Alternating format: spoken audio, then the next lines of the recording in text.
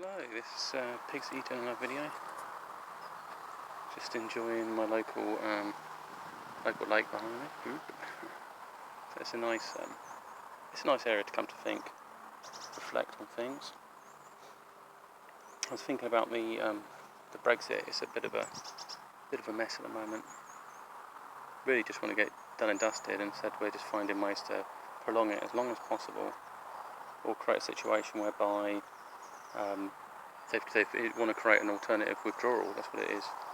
Legislation that deadlocks it, and none of them could agree because there won't be a deal, because they want a particular deal. You don't need a deal if you're leaving something. I think personally it'd be better to leave quickly with no deal, renegotiate positions with our partners, whoever they might be overseas. We can basically maintain the same arrangement. There's no reason why we have to change everything. And the ones that you have to change things, they're the ones that you negotiate new agreements with. There's a lot of changes going on at the moment. Like we've got moving over to more electric cars. So the car plants will be making different cars anyway. So it can be more driven towards our own economics. We can offer our own people in our own country better deals, because grass-grown businesses in the UK, even if it is from people that migrated over here, they're things we should be supporting and helping to develop, instead of just sort of churning people in and out of the system. And there's skill gaps that are not being filled.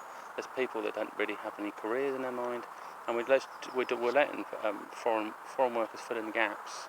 But then overseas, are Brits going over there to do lots of jobs over there? Probably not so much. They might be in consultancy sort of roles and other things, but I think the overview is they're probably not. We're quite we've become sort of. I think it could be also American influences. Might be a bit more stagnant in that we're not moving around or mixing with other people. We're sort of just keeping to our own country, and we think we shouldn't learn any other languages and things like that. Which I mean, it's fine. We see it kind of it's a business language, English, but I think we're segregating ourselves from the rest of the world. I mean, we're saying like we don't have to. We can just allow things to go along. But what happens is you have a kind of you have an area of society where people just grow weaker. Really, become. I mean, this is why the issue about getting to fasting and self-development, self-improvement, because some people have just let themselves go downhill. They're letting the state dictate how they live their lives. So they eat cheap processed food. They spend all day watching TV or on the internet. They're watching their phones all the time.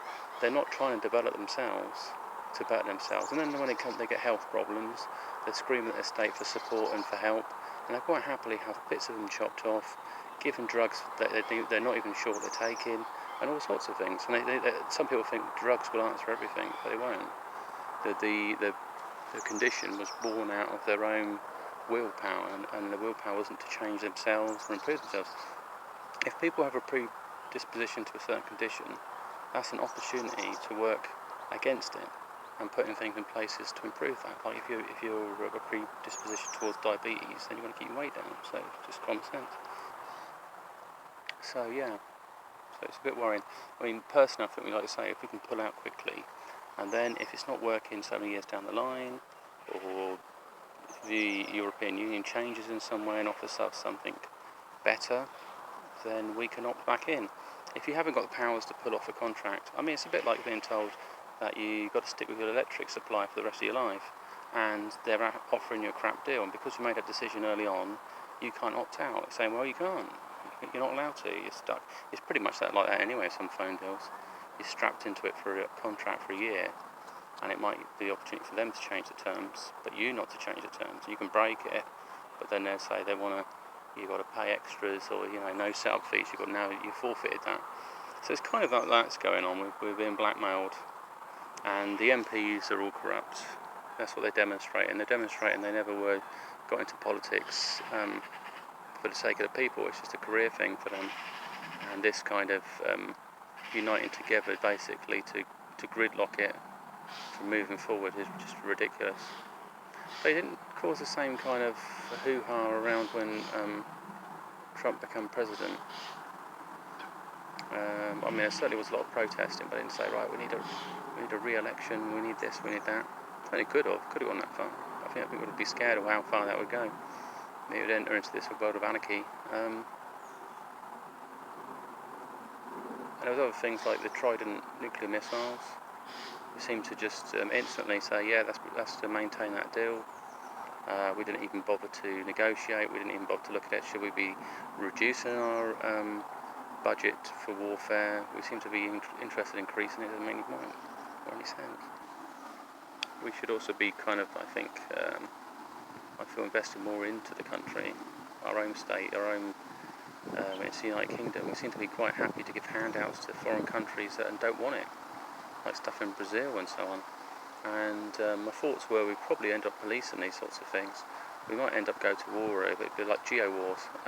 You've got fires in your country, you're not dealing with them, so we're going to send in a special peacekeeper force to stabilise the region, and that's also against eco-crimes, like somebody set fire or whatever, or ignoring it. Ignoring it would be also be seen as a sort of criminal act, not to act.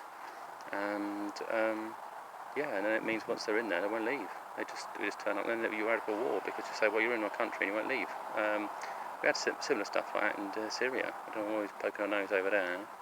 We had this created enemy, and we were also going around bombing all sorts of targets because we said they're connected to ISIS, and it didn't make any sense what we were doing. I think we're just weakening the infrastructure of the region, and that's for profit.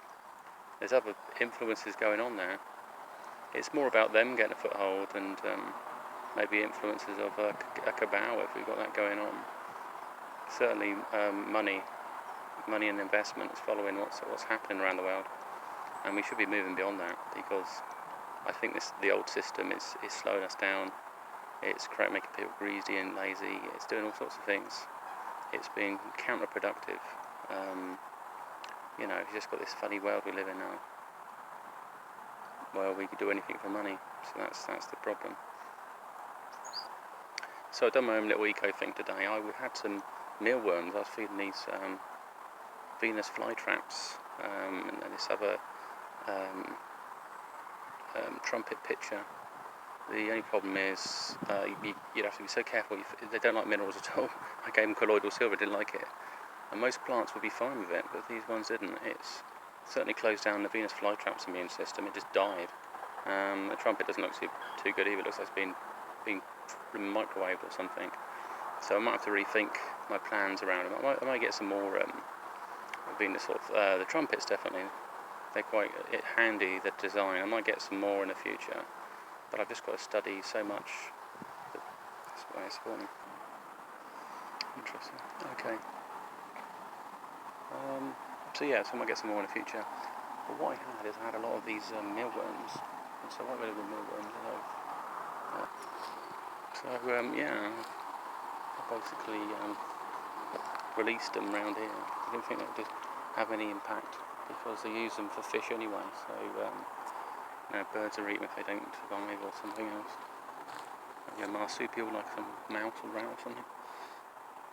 Who knows? And the other thing was that Prince Andrew stuff's unravelling. It's been said a long time, even David Icke said that you follow the trail and who they associate with. And they've always had connections to the royal family, a lot of people with these paedophile rings. This Weinstein guy, or Stein guy, he's basically, I think he was murdered just to shut him up really. Then suicide.